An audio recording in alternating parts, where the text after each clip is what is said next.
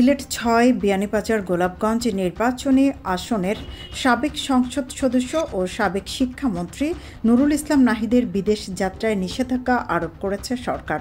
আওয়ামী লীগ সরকারের সাবেক মন্ত্রী, এমপি ও দলটির নেতাসহ গুরুত্বপূর্ণ ১৪৯ ব্যক্তির বিদেশ যাত্রায় নিষেধাজ্ঞা আরোপ করেছে সরকার।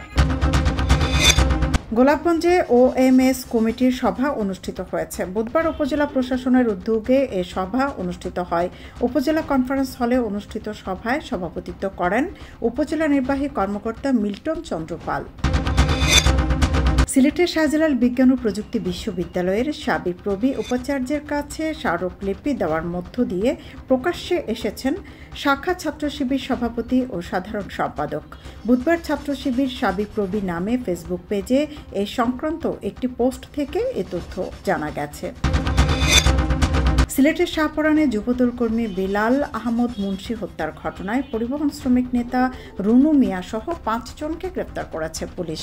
এর মধ্যে রুনু মিয়াকে বুধবার বিকালে নরসিংদী থেকে গ্রেপ্তার করা হয়। তিনি সিলেট জেলা হিউম্যান হলার চালক শ্রমিক ইউনিয়নের সভাপতি। বর্ডার গার্ড বাংলাদেশ সিলেট সেক্টরের অধীনস্থ জকিগঞ্জ ব্যাটালিয়ন ১৯ বিজিবি এর পৃথক পৃথক অভিযানে অর্ধ কোটি টাকার ভারতীয় চোরাচালানি পণ্য জব্দ করা হয়েছে।